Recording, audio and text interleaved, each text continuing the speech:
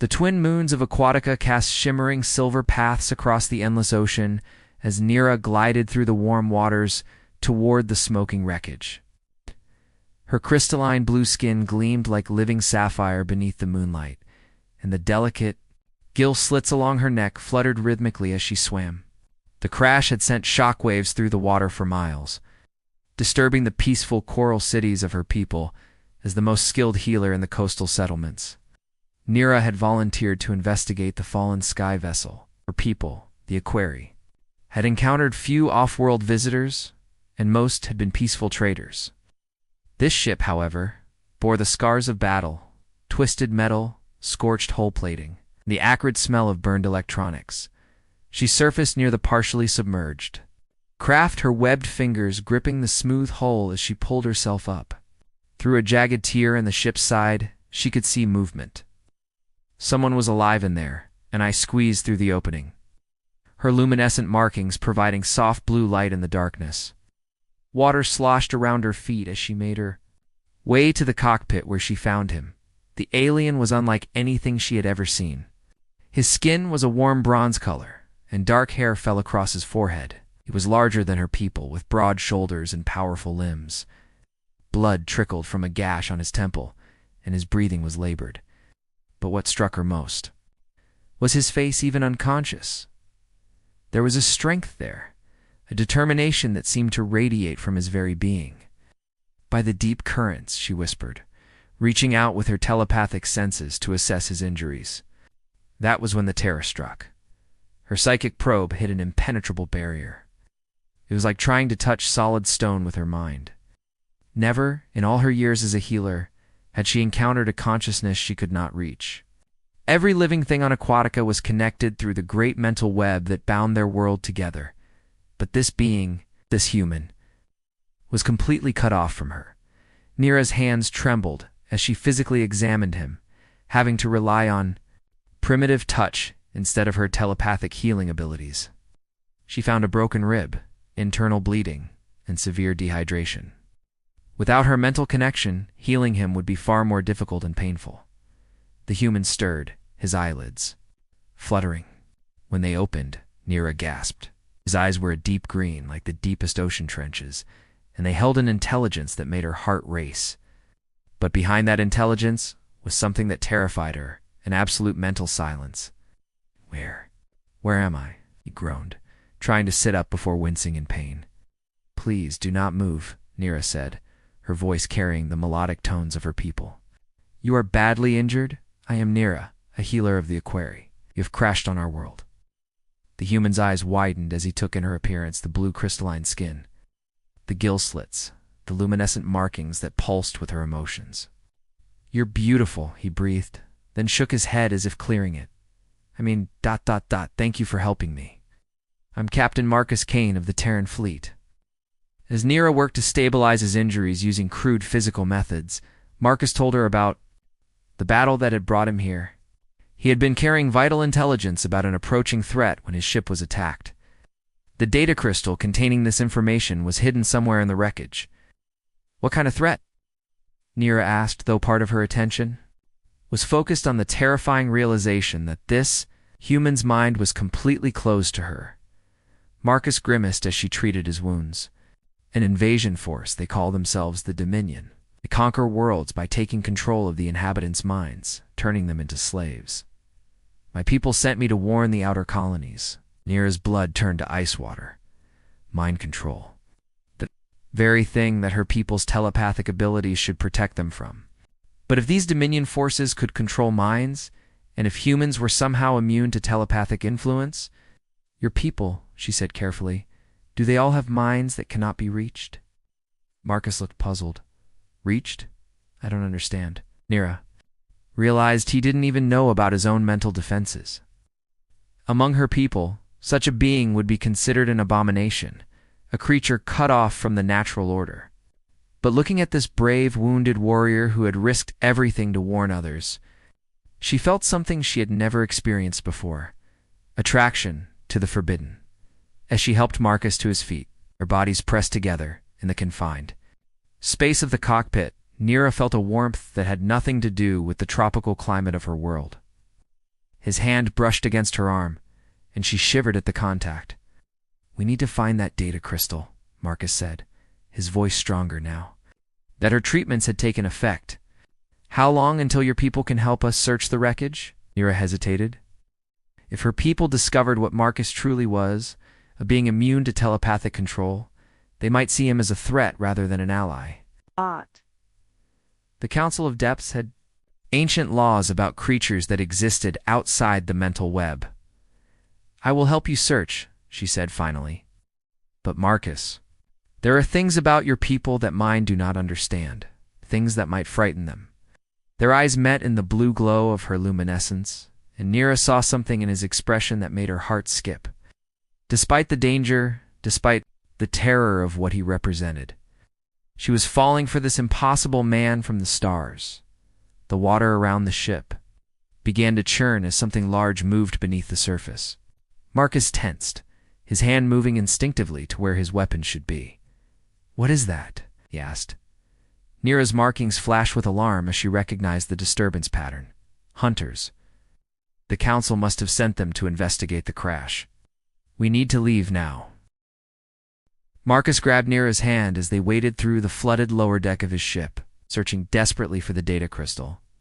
The water around them glowed with disturbed phosphorescent organisms, creating an ethereal light show that would have been beautiful under different circumstances. There Marcus pointed to a sealed compartment near what had been the ship's communication array. The emergency vault should still be intact. Nira watched in fascination as Marcus worked the manual override, his movements precise despite his injuries. Everything about him was alien yet compelling, the way his muscles moved beneath his skin. The determined set of his jaw, the complete absence of his thoughts in her mind. It was like being deaf to half the world, yet somehow more aware of everything else about him. The vault opened with a hiss, revealing a small crystalline device that pulsed with internal light. Marcus grabbed it, his relief evident. "This contains everything the Terran intelligence services know about the Dominion," he explained, tucking the crystal into a waterproof pouch. "Their ship configurations, their methods of mental subjugation, their weaknesses, mental subjugation." Nira's voice was barely a whisper. "Tell me exactly how they control minds." Marcus studied her face, noting the fear in her luminescent markings. "They use some kind of psychic projection. From what our scientists understand, they can override the neural pathways of most species, turning their victims into willing slaves. It's how they've conquered 17 worlds in the past decade." The implications hit Nira like a crushing wave. Her people's entire civilization was built around telepathic connection. Their cities were coordinated through shared consciousness. Their defenses relied on mental communication, and their leaders guided them through psychic harmony. Against an enemy that could turn that strength into weakness, the Equerry would be helpless, unless... "Marcus," she said urgently, "when I first examined you, I tried to connect with your mind to assess your injuries, but I couldn't. It was like trying to touch solid stone. Are all humans like this?" Marcus looked startled. "You tried to read my mind?" I didn't feel anything. And yes, as far as I know, humans don't have telepathic abilities. We've encountered species that do, but it doesn't work on us." The sound of approaching hunters grew closer, the rhythmic pulse of their bioluminescent tracking organs echoing through the water. Nira made a decision that went against everything she had been taught. "We have to leave now, and you cannot meet my people. Not yet." She led Marcus out through the breach in his ship's hull, both of them diving into the warm ocean. Marcus struggled at first, but Nira guided him, sharing her breath through the ancient ritual of life-giving that bonded Equerry to those they chose to save. Their lips met underwater, and Nira felt electricity course through her body as she breathed life into his lungs. The intimacy of the act, forbidden between strangers, sacred between lovers, made her head spin. When they surfaced in a hidden grotto carved into the coral reef, both were breathing heavily from more than just the swim. "That was ... double quotes," Marcus began. "Necessary," Nira said quickly, though her markings betrayed her emotional turmoil. "Your people cannot survive long underwater without assistance." They found themselves in a crystal cave lit by bioluminescent coral, the walls pulsing with gentle light. Water lapped at the edges of the small beach where they rested. The sound of the hunters had faded into the distance. Marcus studied the data crystal, his face grim. According to this, the Dominion fleet will reach this sector in less than 3 days. Your people need to be warned. Warning them about the invasion is only half the problem, Nira said, settling beside him on the warm sand. The real issue is that my people will not understand what you represent. In our history, there are legends of beings called the Silent Ones, creatures cut off from the great mental web. They were considered cursed, dangerous. But I'm not dangerous, Marcus protested. Nira looked at him, taking in his powerful frame, the determination in his eyes, the way he had fought to bring warning to worlds he'd never seen. Not in the way they fear. But Marcus, don't you understand? Your immunity to mental control makes you the most dangerous thing the Dominion has ever encountered. You could be the key to stopping them. As if drawn by an invisible force, she found herself moving closer to him. Her hand touched his chest, feeling the strong beat of his heart beneath her palm. His skin was warm, so different from the cool touch of her own people, Nira, Marcus said softly, his hand covering hers. What are you doing? I don't know, she admitted.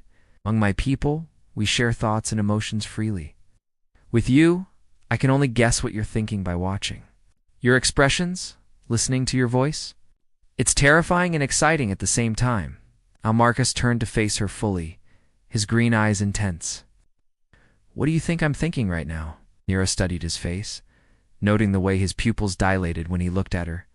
The slight increase in his breathing, the way his gaze lingered on her lips. I think you're feeling the same impossible attraction that I am. Their faces were inches apart now, the air between them charged with possibility. Is this allowed in your culture? Asked. Nothing about you is allowed in my culture, Nira whispered.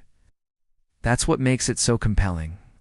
When their lips met this time, it wasn't out of necessity, but desire.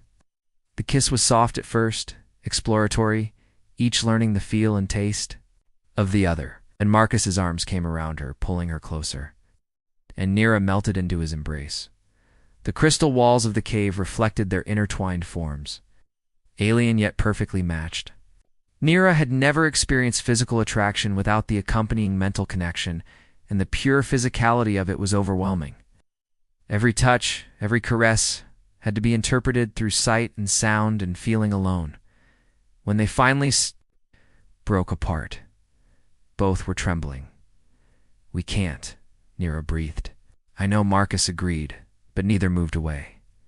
Outside their hidden sanctuary, the waters of Aquatica grew restless as the first Dominion scout ships entered the system, their crews, already reaching out with their mental tendrils, testing the defenses of this new world to conquer. The serenity of their crystal cave was shattered by the violent churning of water outside. Nira's markings blazed with alarm as she recognized the distinctive biosignatures of Dominion probe ships breaking through Aquatica's upper atmosphere. There. Here already, Marcus said grimly, checking the readings on his wrist scanner. 3 days early, the intelligence was wrong. Nira pressed herself against the cave wall, her crystalline skin reflecting the ominous red glow, now emanating from the water. I can feel them, she whispered, her voice filled with terror. Their minds are like hungry darkness, reaching out, searching. Marcus grabbed her shoulders, forcing her to look at him. Can they detect you? Not if I shield myself, but... She paused, her eyes widening. Marcus, they can't sense you at all. Your mind is completely invisible to them. Before Marcus could respond, the water in their grotto began to glow with an unnatural phosphorescence. Through the submerged entrance, they could see shapes moving, sleek, predatory forms that pulsed with the same malevolent energy as the ships above. Dominion bioprobes, Marcus identified, his face grim, living weapons designed to hunt down survivors and capture them for processing. Nira watched in horrified fascination as one of the creatures passed close to their hiding place. It was roughly the size of a human, but its form was fluid, constantly shifting between shapes. Tentacles writhed from its torso, each tipped with neural interface spikes designed to penetrate a victim's skull and establish mental control. We have to warn my people, Nira said urgently. How, if these things can detect telepathic activity? Won't your mental communication give away your position? Nira bit her lower lip, a gesture Marcus found unexpectedly endearing despite their dire circumstances. There might be a way. The ancient communication chambers in the deep temple use focused psychic energy. If I can reach one without being detected, where's this temple? 3 miles through the reef systems? But Marcus, the paths are treacherous, and with these creatures hunting, Marcus checked his equipment, salvaging what he could from his damaged gear. Then we better get moving. How long can you hold your breath? I don't need to hold my breath underwater, Nira reminded him with a slight smile. The question is, how long can you survive with my help? The memory of their underwater kiss sent warmth through both of them, a welcome contrast to the cold fear, gripping their hearts. Marcus found himself staring at Nira's lips, remembering the way she had breathed life into him, the intimate connection that had formed between them in that moment. We should go, Nira said softly, though she made no move to leave. Instead, Marcus reached out and traced one of the luminescent patterns on her shoulder. Her skin was incredibly soft, with a texture like living silk, and warm to the touch despite its crystalline appearance. Nira, he said, his voice husky. What happens if we don't make it through this? She looked up at him, her large eyes reflecting the shifting lights of the cave. Then we faced the darkness together. Their second kiss was different from the first. Desperate, hungry, fueled by the knowledge that it might be their last. Marcus pulled her against him, marveling at how perfectly she fit in his arms despite their physical differences. Nira's hands explored the contours of his chest, fascinated by the alien feel of human muscle and bone. When they broke apart, both were breathing heavily. I've never felt anything like this, Nira confessed. Among my people, attraction is always accompanied by mental bonding. With you, everything is physical sensation and emotion. It's overwhelming. Marcus cupped her face in his hands, his thumb stroking her cheek ridges. Is that good or bad? I don't know, she admitted. I don't want to lose you before I find out. A sudden disturbance in the water outside reminded them of the danger. One of the bioprobes had detected something and was moving closer to their hiding place. Its form shifted and flowed as it investigated the cave entrance, tentacles probing the water for any sign of life. Marcus and Nira pressed themselves deeper into the shadows, barely daring to breathe. The creature's head, if it could be called that, emerged from the water, revealing rows of needle-sharp teeth and empty black sockets where eyes should be. Relied entirely on psychic senses to hunt. For several terrifying minutes, it hovered. At the cave entrance, its mental probes sweeping the area. Nira could feel its alien thoughts brushing against her shields, hungry and patient. But Marcus was completely invisible to it. Finally, the creature moved on, and they both released held breaths. It couldn't sense you, Nira whispered. In amazement, you're like a ghost to them. That gives us an advantage, Marcus realized. I can move freely while you stay hidden, if we can get to that temple. No, Nira said firmly. I won't let you face those things alone. Marcus was about to argue when another sound reached them, the harmonious call of equerry hunters, but distorted, wrong somehow. Both of them recognized the terrifying truth at the same moment. They've taken control of some of your people, Marcus said grimly. Nira's markings flared with anguish. The hunting party sent to investigate your crash. The Dominion must have captured them and ... and turned them. Through the cave entrance, they could see lights approaching underwater, the bioluminescent signatures of equerry warriors. Why? But moving with the mechanical precision of slaves, rather than the fluid grace of free beings. We have to run, Nira said, her voice breaking. Those are my friends out there, my cousins, but they're not themselves anymore. Marcus took her hand, squeezing it reassuringly. We'll find a way to free them. But first, we need to reach that temple and warn the others. As they prepared to leave their sanctuary, Nira pressed herself against Marcus one more time, drawing strength from his solid presence and the incredible fact that here was a being the enemy could not touch or corrupt. Promise me something, she whispered against his chest. Anything, if I become like them, if they take control of me. Promise you'll do what needs to be done. Marcus tilted her chin up, looking deep into her frightened eyes. That's not going to happen. I won't let it. Together, they slipped into the dark waters, beginning their dangerous journey to the deep temple while above them. Dominion ships settled into orbit around Aquatica, like vultures preparing to feast. The underwater journey to the deep temple proved more treacherous than either had anticipated. They moved through a maze of coral formations, keeping to the deepest channels where the bioluminescent growth was minimal. Nira guided them through passages she had learned as a child. But the familiar routes now felt alien and threatening with Dominion bioprobes patrolling the waters. Twice they had to take refuge in small caves as controlled aquarii hunting parties swept past, their movements unnaturally coordinated. Each time, Nira wept silently as she recognized friends and family members among the enslaved hunters. Their once vibrant markings now dim and lifeless. After hours of careful swimming, they finally reached the ancient temple complex built into a massive underwater mountain. The structure was breathtakingly beautiful, thousands of years old, carved from living coral that continued to grow and evolve. Luminescent gardens created patterns of light across its surface, and schools of exotic fish moved through its corridors like living decorations.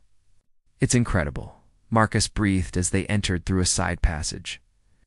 This is where my people first learned to harness the power of collective consciousness, Nira explained, leading him deeper into the structure. Is in the heart of the temple. But as they swam through the ancient halls, it became clear that something was wrong. The temple, which should have been bustling with activity, was eerily quiet. No priests tended the sacred pools. No students practiced their mental disciplines in the meditation chambers. Where is everyone? Marcus asked. Nira's markings pulsed with dread. Either they evacuated when the attacks began, or ... She didn't finish the thought, but they both understood. The Dominion might have already reached the temple. They found their answer in the great central chamber, where dozens of aquarii floated motionlessly in the sacred pool, their eyes vacant and staring. At the center of the group stood a figure Marcus had never seen before, tall, humanoid, but with skin that seemed to absorb light rather than reflect it. A Dominion controller. We're too late, Nira whispered, backing away from the entrance, but the controller's head turned toward them with mechanical precision. Its voice echoed in their minds, or rather in Nira's mind. Marcus heard nothing. The healing female, and her companion, the entity said, its mental voice like ice scraping against stone. You have caused considerable trouble. Nira gasped as the creature's mental probes struck her shields, testing their strength. It knows about us somehow. Your presence creates interesting disruptions, the controller continued. The silent one beside you is an anomaly we did not expect to encounter on this primitive world. More bioprobes began emerging from the shadows, their forms shifting as they surrounded the temple entrance. Marcus and Nira found themselves trapped. Run, Nira urged. I'll hold them off with my shields. It's not happening, Marcus replied firmly, pulling her close. We stick together. In that moment of contact, something unexpected happened. Nira's psychic shields, reinforced by her emotional connection to Marcus, flared brighter than they ever had before. The controller actually staggered backward, its probe recoiling from the unexpected strength. Fascinating, it hissed. The connection between you creates a resonance we cannot penetrate. Marcus felt it too, a warmth spreading through him wherever he touched Nira, as if her energy was somehow flowing into him and being amplified by his natural immunity before flowing back to her. Together, they were stronger than either could be alone. The emergency passages, Nira whispered urgently. I can get us to the communication chamber through the maintenance tunnels. They broke away from the entrance, diving deeper into the temple's ancient structure. Behind them, they could hear the controller's mental commands organizing the pursuit. But its voice seemed somehow muted, less powerful than before. The maintenance tunnels were barely wide enough for one person, forcing them to swim in single file through passages that hadn't been used in decades. Nira led the way, her natural luminescence providing the only light in the cramped space. Here, she said finally. Pushing open a corroded grate that led into a small chamber behind the communication room, they emerged to find the chamber intact but abandoned. The communication array, a complex arrangement of living coral formations and crystalline structures, still hummed with power, but no one was operating it. "Can you work it?" Marcus asked. "I think so," Nira replied, moving to the central console. "But I'll need to project my consciousness across the entire ocean to reach all the settlements at once. It will leave me completely vulnerable." Understood immediately. While she was using the communication system, Nira would be unable to maintain her mental shields. If the Dominion controller tracked them here, how long will it take, he asked. Minutes to establish all the connections and transmit the warning. Marcus checked his salvaged equipment one more time. His weapon had been damaged in the crash, but he still had a few charges left. It wouldn't be enough to fight off a full assault, but it might buy them time. "Do it," he said. As Nira began interfacing with the communication array, her markings blazed with brilliant light. Her consciousness expanded, reaching out across the vast ocean to touch every Aquari settlement, every floating city, every remote outpost. The effort was enormous, and Marcus could see the strain on her face. That was when the controller and its bioprobes broke through the chamber's main entrance. "The Silent One cannot protect you now," the creature said, advancing on them with predatory grace. "And you cannot maintain both communication and defense." Marcus stepped between the controller and Nira, raising his damaged weapon. "Stay back." The controller laughed, a sound like grinding metal. "Your primitive weapons cannot harm us, and you cannot stop what has already begun." But as the creature reached out with its mental probes, something extraordinary happened. The energy field surrounding Nira as she operated the communication array somehow extended to Marcus, and his natural immunity amplified it, creating a barrier that the controller couldn't penetrate. "Impossible," it hissed. Marcus didn't understand what was happening, but he knew it was working. "Whatever you're doing, Nira, keep doing it." "Almost finished," she gasped, her entire body now glowing with the effort of maintaining contact with her people, the controller. Frustrated by its inability to break through their combined defense, signaled its bioprobes to attack physically. The creature surged forward, but Marcus's weapon, energized by the same field protecting them, proved devastatingly effective. Each shot tore through the alien flesh like it was paper. Finally, Nira completed her transmission and collapsed backward into Marcus's arms. The communication array went dark, but she had succeeded in warning every Aquari settlement about the invasion and the nature of their enemy. "It's done," she whispered weakly. The controller and its remaining probes retreated, but not before delivering a final threat. "You have won nothing. Our fleet arrives within hours, and your people's resistance will only make their subjugation more ... educational." As the creatures vanished into the temple's depths, Marcus held Nira close, both of them, trembling from the encounter. "What happened back there?" he asked. "That energy field ... Nira looked up at him with wonder in her eyes. I think when we're together like that, when we're touching and I'm using my abilities, your immunity doesn't just protect you. It protects both of us and makes everything stronger." The implications were staggering. Their connection could amplify psychic defenses. What else might it be capable of? But there was no time to explore the possibilities. Outside the temple, they could see the lights of the Dominion fleet descending from orbit, preparing for the full-scale invasion of Aquatica. The communication chamber's emergency protocols activated as Dominion ships settled into attack positions above Aquatica's major cities. Through the temple's viewing crystals, Marcus and Nira watched in horror as massive vessels disgorged thousands of bioprobes into the ocean, while mental control beams swept across populated areas. "The outer settlements are responding," Nira reported, her hand on the communication console. "They're implementing evacuation procedures, but Marcus... there are so many ships." Marcus studied the tactical display, his military training analyzing. "The enemy formation, they're using a standard subjugation pattern. Take control of population centers first, then use the enslaved inhabitants to hunt down resistance. But there's something they don't know." "What?" "Humans aren't the only species immune to mental control." according to the intelligence data. I was carrying there are at least 6 other races with natural psychic resistance. If we can contact them, Nira's eyes widened. The deep ocean settlements. There are colonies of off-worlders who came here seeking sanctuary from various conflicts. Some of them might be from these resistant species. Working together, they modified the communication array to send focused transmissions to the deepest parts of Aquatica's oceans, where refugee communities had established hidden settlements. The response was immediate and encouraging 3 different species with varying degrees of psychic immunity confirmed they were under attack but holding their positions. This could work, Marcus said, his excitement growing. If we coordinate our defenses. Massive impact shook the temple, sending both of them tumbling. Through the viewing crystals, they could see that one of the Dominion ships had fired directly at the temple complex, recognizing it as a center of resistance. We need to get to the surface, Nira said urgently. The main defensive arrays are built into the floating cities, but someone needs to coordinate them with the immune settlements. The controller said their main fleet would arrive within hours. Marcus reminded her. We're running out of time. As they prepared to leave the temple, Nira paused at the communication console one last time.